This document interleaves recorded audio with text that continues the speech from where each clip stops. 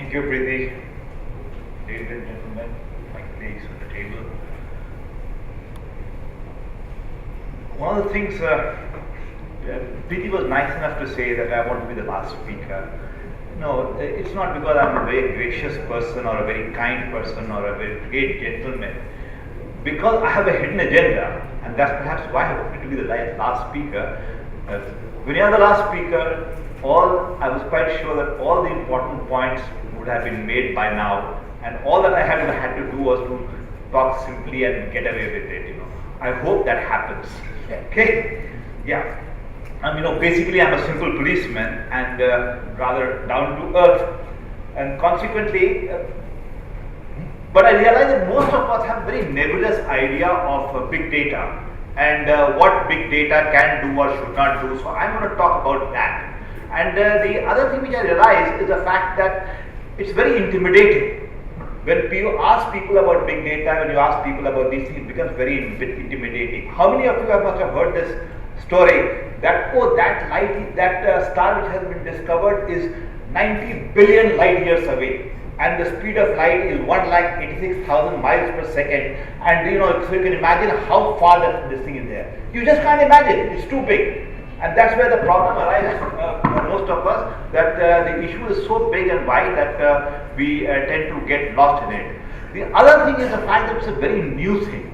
So what I have done is that I have prepared some slides. There are very few slides, and these slides, I have deliberately made every effort to keep it very few, only 5-6 of them, so that I don't come between you and the cocktail. I just went out and I saw all the cocktails are ready, so I don't want to come between you and the cocktails.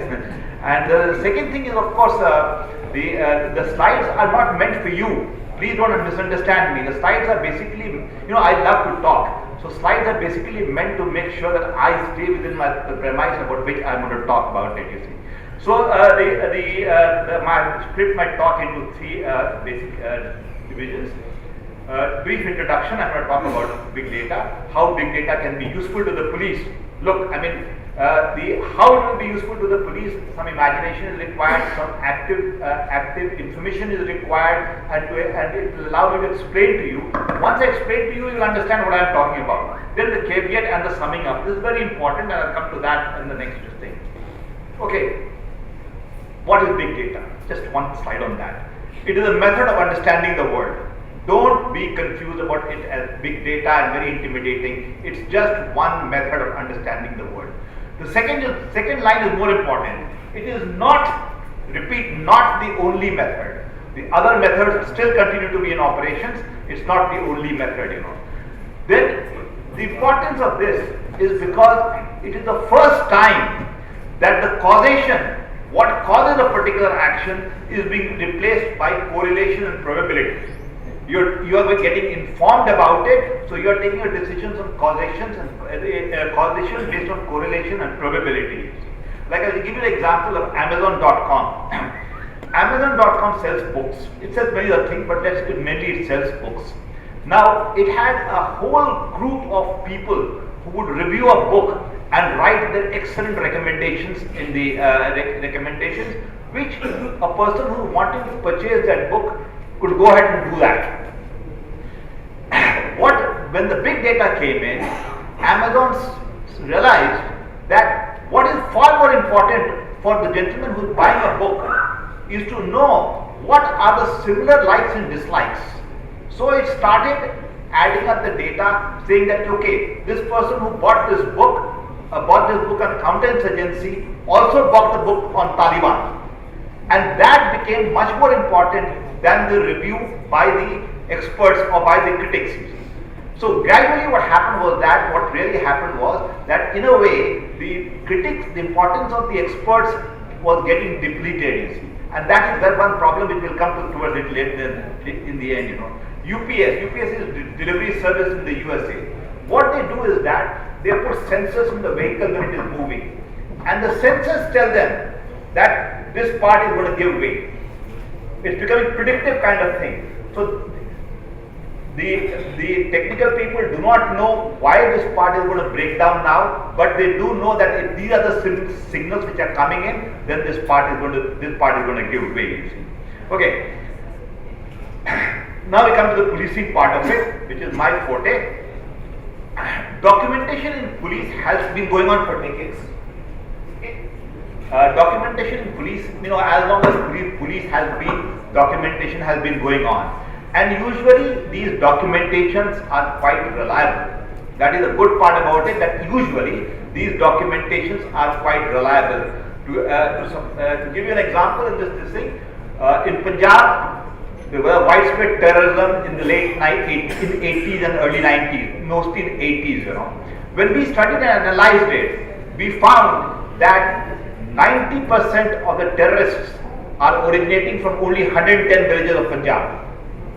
So you can imagine straight away what the policy ramifications of that was. That 90% of the terrorists were originating from only 110 villages of Punjab. So that's why the documentation is, that's why I'm saying the documentation in the police is quite reliable. This is just one example of it, Now how big data and policing, how it can help policing. For instance, I'm just giving you the examples which will make it easier for this thing. Identify areas which are riot prone. Communal riots take place, we know broadly speaking which area it takes place. It takes place in Aligarh, it takes place in Meerut, it takes place in Jamshedpur, it takes place in Ranchi. But we still don't have the correlation that what is the population structure, why does it happen, when it happens, and we need to know that, we need to have that information. Big data will be able to collate all that information and put it before me, and I can determine that forget the whole city, we only need to protect this mohalla. That this is the area which needs to be protected when a Muharram Julus is passing this way or a Muharram procession is passing there. Find out about two support base and Naxalites. Today, people say that Naxalism is the single biggest security challenge in the Indian state. It is, because I was special DG Central Zone, I was looking after all anti-Maoist operations in the country. And I can tell you that this is a major problem which we are facing. Now the thing is this, that everybody says, oh, they are poor, and that's why people, because the state has not been this thing doing this, or this has not happened, and that is why they are supporting the Naxalites. They have been exploited. When you ask what do you mean by exploited, they have no answer to give. But they say they are exploited. I, as an executive officer, would like to know what is the support base. Who are the people who are supporting them? Why are they supporting them? What happened? So I want to know all that, and that again, big data can help me out. Then the third point is petitions against policemen.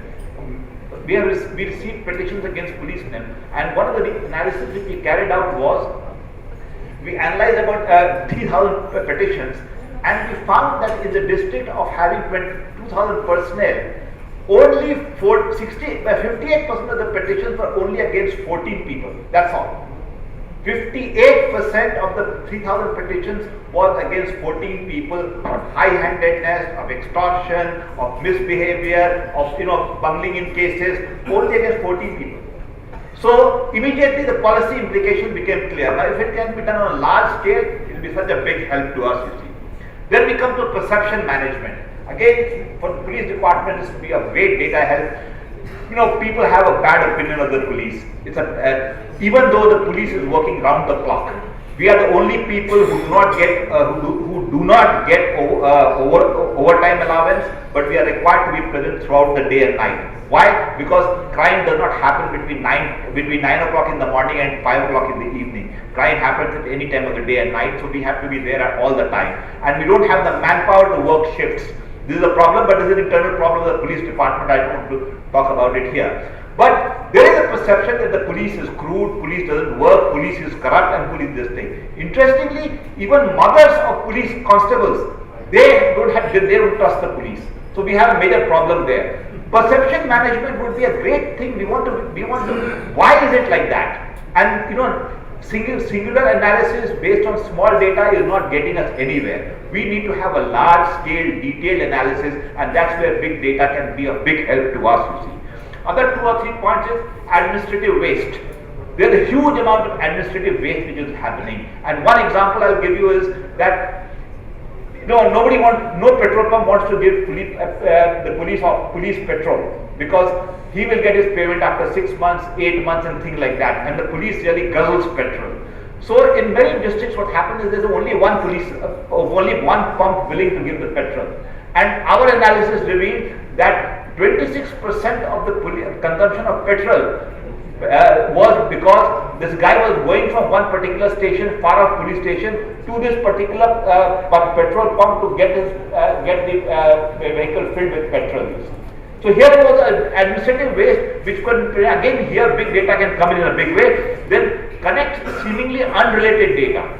This is again what the big data can do, and it will be a big help for us. For example, we found that when there is a traffic jam at a particular place, in that area, molestation, if teasing goes up. Completely unrelated, nothing, we don't know what the reason was, but we are finding it repeatedly. This was a case that was happening in Pune, and it was happening repeatedly, and we didn't know what the reason was. And then we found, and as the data kept gathering up and was staring us in the face, that why is this happening, and people started probing it, we found that because of the traffic jam, the girls' buses would be coming a little late, and at that particular point of time, the boys' college would end, the college would end, and everybody would start going out, you see. So it was such an important correlation, but there it was, which helped us in a big way to see what to do about it, especially when the girls were coming in after the school was over. And another point is that the traffic accidents. Traffic accidents, data can tell us where traffic accidents are taking place, and data can also tell us what is the problem. Because sometimes it may be very innocuous problems. It might be the traffic engineering defect, or it might be wrong signal. Wrong signal is a major thing here. In one of the states, I think it was Bombay, if I remember correctly, the concerned police wanted the lights to be green, so that when you're moving, you don't stop. This traffic light is green, or one which is nearby about 300 meters away, that's also green simultaneously. The data indicated that there was a lot of accident taking place from the time this traffic light was installed, the new one which was installed, only 300 meters away, just to regulate the traffic and make it flow. And then it was revealed that the main reason why that was happening was because of the fact that because that light was green, this guy started accelerating. And because he started accelerating, it was resulting in accidents. So again, this was a major thing, which was a big help to me. Okay, now we come to the last part, summing up. My department has lagged behind in technology. Technology, because firstly it was not available. Secondly, it was the enabling environment was not provided. Then the scale of action required is very dishearteningly large. You know, when you look at India at 1.2 billion people, 30 states, you know, it becomes very intimidating. So somebody with a lot of courage and guts needs to follow it up. Then of course, lack of resources, because police was a non-planned subject, and consequently we are always constrained for resources. Summing up, a few points which I want to make, which will be very relevant to those who are going to be using big data, is avoid reinventing the wheel. A lot of work has been going on in various places. Let us use that. Then massive databases and datafication is taking place. Government must give access to law enforcers. Throughout the country today in India, databases are being built. Databases are talking to each other. So we need to have access to them. So my plea with them would be that we should be given access as and when needed. Then in our department, we need a lot of technical people who can understand the algorithms. You know, it's not sufficient to have a history honor student. It doesn't help us. We will be needing more and more people, and we'll have to have our recruitment standards in that fashion, so that the person can understand the algorithm, the clever software which is being used, and the data available, and should be able to make them together. You see, I need that in a big way. Then the last point, which is a very relevant point, which is again being debated and discussed in the context of the Snowden incident, was regarding the government's role, you see. Now, any network requires central control in order to function. Try a network which does not have central control and then make it function, it will be very, very difficult. Every network requires central control, and because we are a democratic country, government is best placed to exercise a central control, because it can enforce, it has the laws on its side, it can enact the laws, and it can enforce it, you see. And we will have to do the same. We have to trust the government and see that the government makes sure that the security of the country does not go beyond a point. However, I would like to add here, there is going to be a problem, because one of the issues which was perhaps discussed earlier was computers talking to each other, and then we come to the internet. And the internet, as somebody pointed out already, so internet has 3-4 dimensions which I need to mention here, and this is a very worrying thing. First is, who gives the domain name to us, those who are on the internet, who gives the domain name, you see. Now that person will exercise a lot of control, what domain he allots to whom, you see. The second point which needs to be remembered is that the internet protocol was only designed for 4 billion people. So there is going to be a major crisis which is brewing around the corner. They have been able to stave it off for some time. The third point which was pointed out by Mr. Gulshan Rai was about the root servers. There are only 13 root servers, 10 in the USA, 1 in Amsterdam, 1 in Japan, and 1 in some more places. Now, when the root servers are in a particular country, obviously the vulnerability of other countries becomes very high. And the third and the last point which has to be kept in mind all the time with these smart things is that the technology, you see. How do you standardize technology? Here is a huge problem which is staring at us, and we have no solutions to that, and consequently we need to think it out how we are going to handle it. Thank you very much for patiently hearing me.